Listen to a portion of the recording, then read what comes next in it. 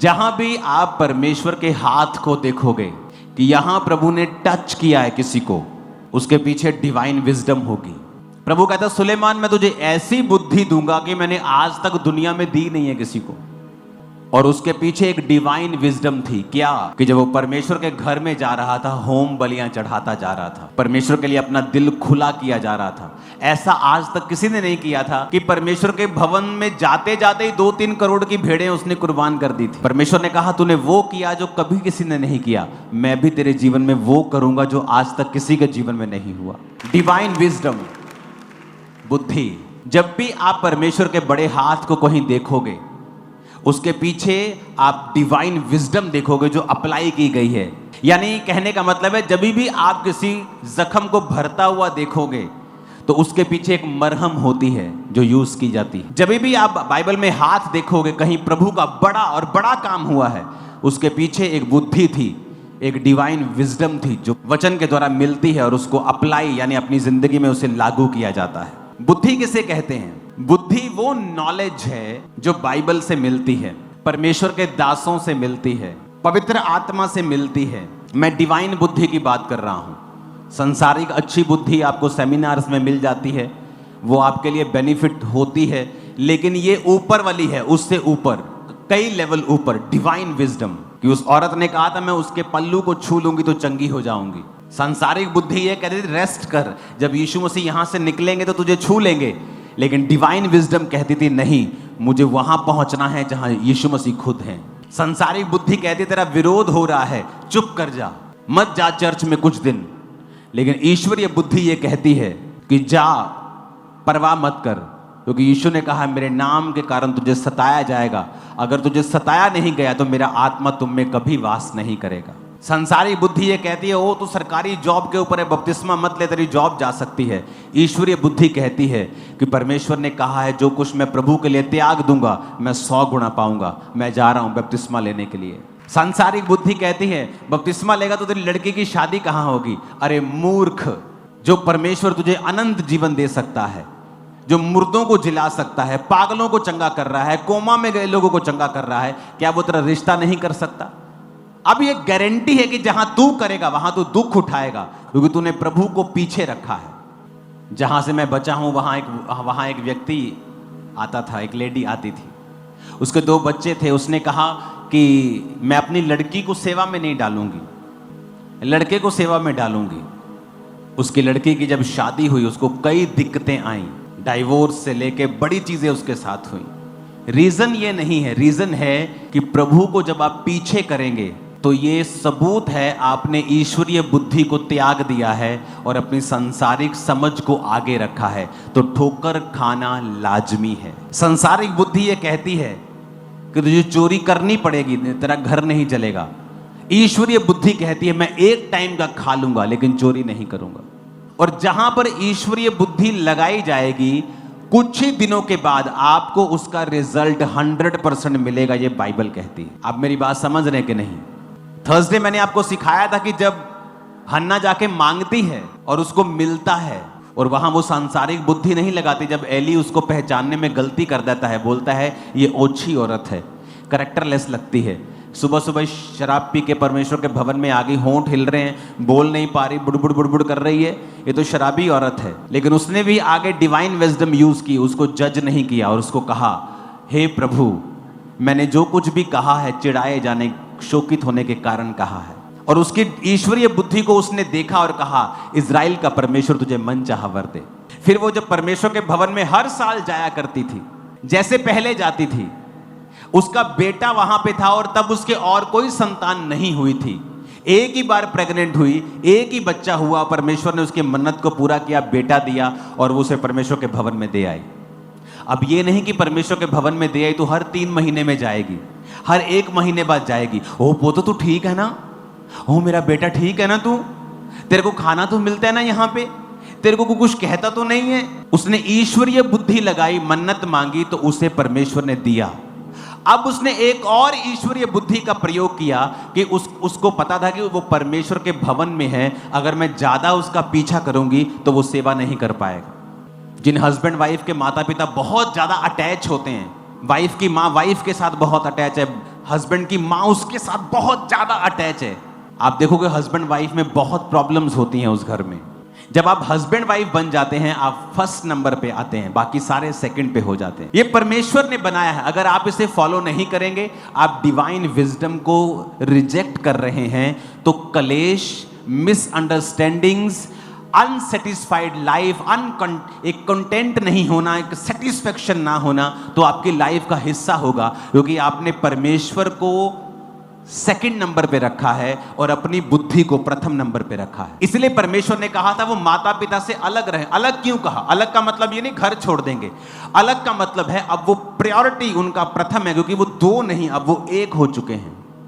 इसलिए वचन कहता है जब तुम अपनी वाइफ के साथ एक मन नहीं होंगे तो तुम्हारी प्रार्थनाएं रुक जाएंगी। इसलिए परमेश्वर के वचन में लिखा है कि जब तू क्रोध करे तो सांझ तक तेरा क्रोध बना ना रहे, और क्रोध करे तो तू पाप ना करे। यह है डिवाइन विजडम। जिन जोड़ों ने ये डिवाइन विजडम यूज की है, उनकी मैरिड लाइफ दूसरों से कहीं अधिक बेटर है। अमेरिका की one of the biggest fast food की चेन जिस व्यक्ति ने बनाई वो क्रिश्चियन था। 40% सेल संडे होती थी। उसका मैनेजर आया, बड़े लाखों करोड़ों रुपए तनख्वाह वाला। आप जानते हैं कंपनी के जो सीईओ रखते हैं, बड़े बड़े मैनेजर रखते हैं, उनकी तनख्वाह करोड़ों में होती। मतलब 600 करोड़ साल की तनख्वाह है जी, 400 करोड़ साल की तनख्वाह है। वो आया और कहता कि हमें संडे खोलना पड़ेगा, क्योंकि संडे हम अपनी 40% सेल को कॉम्प्रोमाइज नहीं कर सकते। मालिक क्रिश्चियन था। उसने कहा भाई तुम हो सकता है कि संसारिक बहुत पढ़े हो, लेकिन मुझे जो बाइबल कहती है कि संडे मुझे छुट्टी करनी है, चर्च में जाना है और खुदा का काम करना है। आज भी वो chain one of the most profitable chain है अमेरिका की, सबसे ज्यादा बिजनेस करती है वो, और संडे बंद होती। डिवाइन विजडम, ईश्वरीय बुद्धि लगाना। संसारिक बुद्धि कहती है टाइट दूंगा तो टाइट हो जाऊंगा, ईश्वरीय बुद्धि कहती है टाइट देगा तो कभी टाइट नहीं होगा। आप इमेजिन कर सकते हो, इस दुनिया का सबसे बड़ा स्टेडियम नाइजीरिया में बन रहा है और वो चर्च बना रही है, और वो चर्च बन रही है सबसे बड़ा स्टेडियम दुनिया के सबसे गरीब देश में। क्यों? क्योंकि उस पास्टर का ये नियम है अपना और अपनी मिनिस्ट्री का टाइथ निकालना। Divine wisdom, divine wisdom. Pastors बोलते हैं ओह मैं तो बहुत गरीब एरिया में सेवा करता हूं, मेरे लोग बहुत गरीब हैं, मेरे एरिया बहुत गरीब है, मेरे देश में इकोनॉमी का बुरा हाल है। आप नाइजीरिया चले जाओ, आप नाइजीरिया जाके मेन रोड पकड़ लो, जैसे मैं लुधियाना दिल्ली रोड पकड़ूंगा, मेन रोड पकड़ लो, आपको ऐसा लगेगा कि आप 1950 में चले गए हैं। रोड्स के ऊपर कोई आपको परमानेंट स्ट्रक्चर नहीं मिलेगा। लोहे की टीन्स मिलेंगी, जो ढाबे होते हैं वहां भी ढाबे हैं, लोहे की टीन्स जली होती है और ऊपर जंग लगा होता है, रेड होया होता पूरा, और आपको लगेगा कि आप 1950 में आ गए हैं। आज भी जाओ, चले जाओ, देखो ऐसा गरीब देश जहां पर लोग आज भी $1 रोज का कमाते हैं सिर्फ। वहां पे एक एवरेज जो ड्राइवर है उसकी तनख्वाह 20 से 25 हजार नायरा है, जो इंडिया का 5-6 हजार रुपए बनता है बस। ऐसे गरीब देश में दुनिया का सबसे बड़ा स्टेडियम बन रहा है और वो भी चर्च बना रही है। एक मैसेज है कि डिवाइन विजडम लगाओगे तो मेरा हाथ अपनी लाइफ में जरूर देखोगे। एक मैसेज है चर्च को, हमें, आपको, सबको मैसेज है, क्लियर मैसेज है परमेश्वर का कि उसने ऐसा देश चुना और ऐसा व्यक्ति चुना जो परमेश्वर के वचन को पूरा कर रहा है। Divine wisdom. जब भी आप डिवाइन विजडम लगाएंगे आप खाली नहीं होंगे, निराश नहीं होंगे, आप खुदा के हाथ को जरूर देखेंगे अपनी लाइफ में। हन्ना ने क्या किया? हन्ना हर 3 महीने नहीं जाती थी। ओ मेरा पुत्र, आए व्हाट्सएप चल रहा है, रोज फोन आ रहा है, क्योंकि उसके जीवन में जब वीक मोमेंट आएगा, अगर उसकी फैमिली रोज उससे बात करेगी तो वो एक दिन उसे खींच लेगी। इसीलिए शैमुएल सबसे प्रभावी प्रॉफिट्स में से एक प्रॉफिट था, क्योंकि जब उसे परमेश्वर के भवन में अर्पित किया गया तो वो वहीं का रह गया।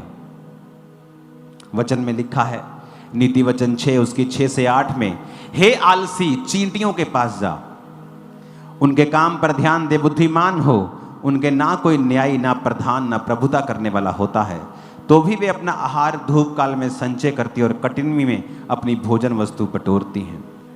चींटियों को कोई मोटिवेशन देने वाला नहीं होता, कोई सुबह सीटी नहीं बजाता, उठ जाओ सारे भी। एक बड़ी चींटी बैठी है, मोटिवेट कर रही है, आज तुम काम करोगे तो खुदा तुम्हें ऐसा करेगा, हम बहुत पेट भर के खाएंगे।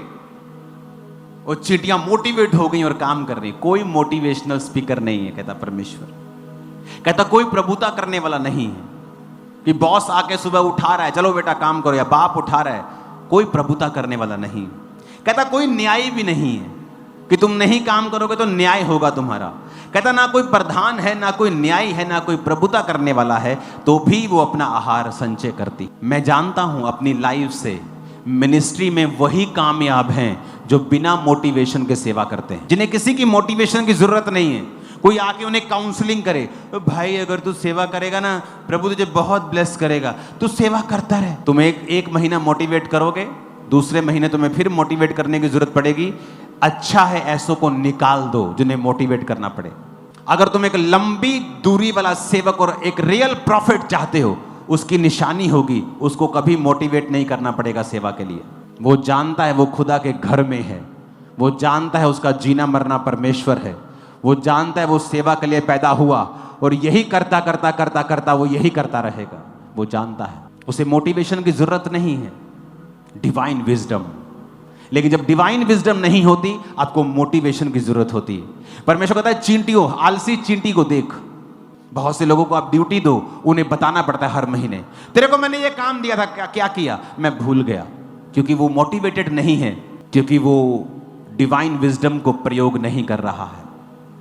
जब खामरा सेवकाई की शुरुआत हुई, मेरे को किसी ने मोटिवेट नहीं किया, नॉट इवन एक, हो सकता है दो नहीं, 2% भी नहीं थे जिन्होंने मुझे मोटिवेट किया। और मैं आपको पास्टर्स बता सकता हूं जिन्होंने मुझे डीमोटिवेट किया सेवा शुरू करने से पहले। क्रिश्चियंस बता सकता हूं जिन्होंने मुझे डीमोटिवेट किया, सेवा को नष्ट करने की कोशिश की इस सेवकाई की शुरुआत से पहले। डिवाइन विजडम जब होती है, आपको मोटिवेशन की जरूरत नहीं है। गो एंड प्रे, प्रार्थना कर, जा और बाइबल पढ़, देख तेरे को बहुत कुछ, आपको मोटिवेशन की जरूरत नहीं है। अगर आप डिवाइन विजडम में चलते हैं, आप अपना काम करते हैं। आपको बार बार आपका काम याद करवाने की जरूरत पड़ रही है, तो आप डिवाइन विजडम में नहीं चल रहे हैं। कहते हैं चींटियों में ना न्याय है, ना प्रधान है, ना प्रभुता करने वाला है, तो वे सब काम पे जाती हैं। उन्हें पता है फ्यूचर में क्या रखा हुआ है। इमेजिन करो, एली है, उसके 2 बच्चे हैं और उसी घर में शमूएल रहता है। और वचन क्या कहता है, जब आप वचन पढ़ते हैं, 2 शमूएल 2 उसकी 12 आयत, लिखा अली के पुत्र तो लुच्चे थे और उन्होंने यहोवा को नहीं पहचाना। एक आदमी नोटिस करना, जब एक चीज में गिरता है तो वो सब चीजों में गिरता है।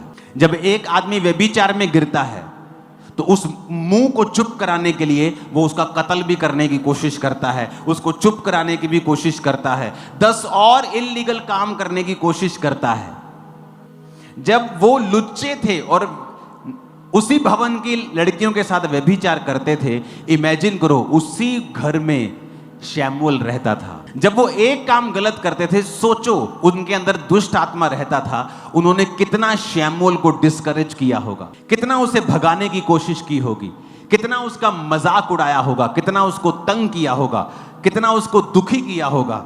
लेकिन अगर आप सच्ची डिवाइन विजडम में चलते हैं, कोई दुनिया की डिस्करेजमेंट, कोई दुनिया का दुख, कोई दुनिया की ताकत, कोई तलवार, कोई निराशा आपको परमेश्वर की सेवकाई से अलग नहीं कर सकती। अगर आप डिवाइन विजडम में चलते हैं तो आपका रिश्तेदार लाख आपको डिस्करेज करे, आप नहीं हट सकते अगर आपके अंदर ईश्वरीय बुद्धि है। और जब ईश्वरीय बुद्धि का प्रयोग किया जाएगा, मैं आपको कहता हूं, जाओ अपने घरों में लिख के अपने बेडरूम में लगा लो, जब ईश्वरीय बुद्धि का प्रयोग होगा उसके बाद खुदा का हाथ काम करता हुआ मेरी जिंदगी में मुझे दिखाई देगा। और ये 100% रेट के साथ मैं बोल रहा हूं, 100% सक्सेस रेट, 100%, नॉट 99.99999। ईश्वरीय बुद्धि लगाई गई। शमूएल, मुझे किसी मोटिवेशन की जरूरत नहीं है, मैं यहोवा की मन्नत से जन्मा हूं, मैं यहीं रहूंगा। उनके लुच्चे पुत्रों ने उसके साथ हो सकता कुछ गलत करने का प्रयोग किया हो सकता उसको मारा हो, उसको डिस्करेज किया हो, उसके साथ शरारतें की हो, लेकिन शमूएल जानता था मुझे क्या करना है। इसलिए वचन कहता है कि शमूएल के मुंह से जो बातें निकलती थी कभी गिरती नहीं थी, क्योंकि परमेश्वर उसके संग था। आपको मोटिवेशन की जरूरत पड़ी है सेवकाई करने के लिए, आप बहुत पीछे हैं और डेंजरस पोजीशन के ऊपर है। लेकिन जब आपको पता होता है आप किसके लिए पैदा हुए हैं, आपको क्या करना है, स्पिरिचुअल लाइफ आपके लिए प्रथम है, फर्स्ट है, आप नहीं परवाह करते दुनिया क्या कह रही है। शैतान की सारी योजनाएं आज से कैंसिल हैं आपकी लाइफ में सदा के लिए। और वो सारी चीजें जो आपकी बॉडी में अनवांटेड हैं, जो चाहिए नहीं, खुदा ने नहीं भेजी, अपनी बॉडी पे हाथ रखो और मैं उन्हें कमांड करता हूं आपकी लाइफ और बॉडी को छोड़कर राइट नाउ निकल जाए और कभी वापस ना आए। आमीन। ऊंचा ये आशीष आपकी है। नीति वचन 24:3, घर बुद्धि से बनता है और समझ के द्वारा स्थिर होता है। घर बुद्धि से बनता है। वचन कहता है कि जब राजे को ये डर लग गया कि इजरायली बहुत बढ़ जाएंगे, तो उसने आज्ञा दी कि जितने इजरायलियों के बेटे हों उन्हें मार देना। दाइयों को आज्ञा दी, दाइयां खुदा का भय मानती थी। अब ईश्वरीय बुद्धि क्या कहती है कि चाहे दुनिया एक तरफ हो तू वही कर जो परमेश्वर कहता है। सांसारिक बुद्धि क्या कहती है, हमें मारना पड़ेगा, हमने थोड़ी कहा है, ये तो राजा ने कहा है, अगर राजा की बात नहीं मानेंगे तो हम खुद मर जाएंगे। लेकिन वचन कहता है कि उन दाइयों ने बच्चे नहीं मारे और इसके कारण यहोवा ने उनके घर बसाए। उनके बिग स्टेटमेंट है ये। हो सकता है आपके पास बहुत पैसा हो लेकिन आपका घर ना बसा हो, आपके पास सुपर बॉडी हो, आपका घर ना बसा हो, यू आर एक्सट्रीमली इंटेलिजेंट, आप पीएचडी, आप उससे भी आगे पढ़े हुए हैं और आपका घर बसा हुआ ना हो, दैट्स पॉसिबल। आपके 10 मिलियन फॉलोअर्स हो इंस्टाग्राम पे और आपका घर बसा ना हो, दैट्स पॉसिबल। ये पॉसिबल है। पर कहता है जिन्होंने यहोवा का भय माना, परमेश्वर ने उनके घरों को बसाया। सिर्फ आशीष नहीं दी, सिर्फ पैसा ही नहीं दिया, सिर्फ बरकत ही नहीं दी, सब तरफ से उनको आशीषित करके घरों को बसाया, उनके घरों को स्थिर किया। मैरिड लाइफ में, फिजिकल लाइफ में, फाइनेंशियल लाइफ में, बच्चों की जिंदगी में, सब तरफ से आशीष दी। डिवाइन विजडम कैसे मिलती है? ईश्वरीय बुद्धि वचन पढ़ के, खुदावंद के लोगों के साथ रह के, जीवित चर्च को अटेंड करके, ऐसे लोगों के साथ अपना जीवन बिताने में जिन्होंने परमेश्वर में कुछ किया है, क्योंकि उनको इसीलिए उन्होंने किया है क्योंकि उन्होंने वही बुद्धि को फॉलो किया है जो बाइबल में लिखी है।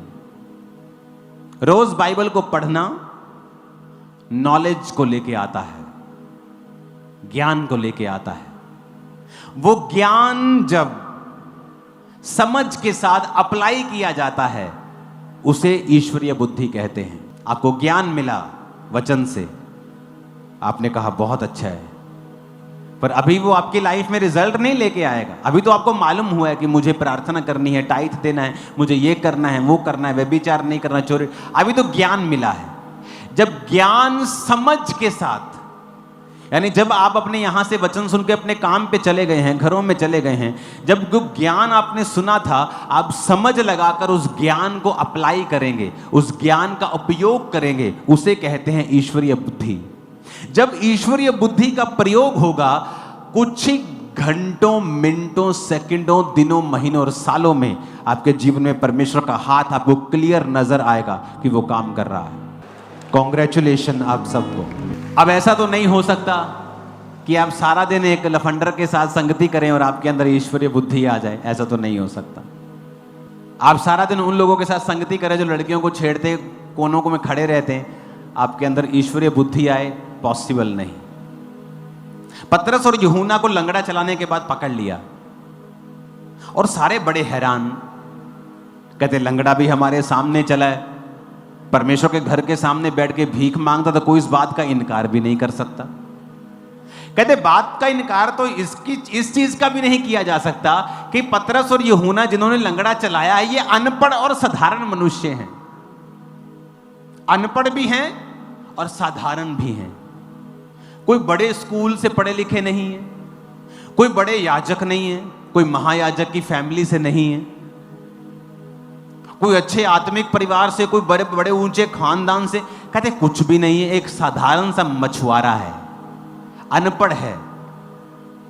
लेकिन वचन कहता है किसी ने कहा और पहचाना कि नहीं, ये यीशु के साथ रहे हैं। अगर आप यीशु मसीह के साथ रहें, कैसे? वचन को पढ़ के और उसको फॉलो करके, परमेश्वर की पवित्र आत्मा की प्रेजेंस को प्रैक्टिस करके। कैसे प्रैक्टिस करना है? कि आप जा रहे हैं या आप मोबाइल पे हैं और आपके मोबाइल में कोई गंदी ऐड आ गई, ये किसी के हाथ में है, पर उसे ना देखना आपके हाथ में है। जब आप परमेश्वर की आत्मा की हुजूरी को प्रैक्टिस करते हैं, कैसे प्रैक्टिस करते हैं? कि आपके अंदर सामने जब गलत चीज आ गई, आप उसे स्क्रॉल कर दें, उसे हटा दें। यह है उसकी आत्मा को प्रैक्टिस करना, उसकी प्रेजेंस को। अगर आप प्रैक्टिस नहीं करते उसकी प्रेजेंस में, आप मोबाइल चला रहे हैं, कुछ गंदा आ गया, आपने फुल देखा, आप परमेश्वर की आत्मा को, उसकी प्रेजेंस को प्रैक्टिस नहीं कर रहे हैं, अपनी लाइफ में बना के नहीं रख रहे हैं, तो भी डिवाइन विजडम की कमी आपकी लाइफ में होगी। आपकी संगति अच्छे लोगों के साथ नहीं है। आप वो चर्च जा रहे हैं जो आपके बाप दादा जा रहे थे, चाहे वो जीवित हो चाहे ना हो, जो घर के नजदीक है, जहां किराया नहीं लगता। आपको वहां जाना है जहां टेस्टिमनीज हो, वचन हो, प्रचार हो, वर्शिप हो, जीवित हो, वो कोई भी हो। तब जब विजडम की बातें, जब वचन की बातें आपके कानों में पड़ेंगी, तो वो आपकी डिवाइन विजडम को बढ़ा रही होंगी। इस समय आपकी बुद्धि का लेवल बढ़ रहा है। जब आप बाहर जाएंगे आपको मालूम होगा, मेरी बुद्धि का लेवल बढ़ा है, मैंने आशीष पाई है। आमीन। आपका ज्ञान बढ़ गया। अब बाहर जाके अपने ज्ञान को प्रैक्टिस करना है, समझ के साथ उसे अप्लाई करना है कि मुझे यहां बोला गया था कि जो मैंने सुना है, अब मुझे यहां समझ के साथ इसे अप्लाई करना है।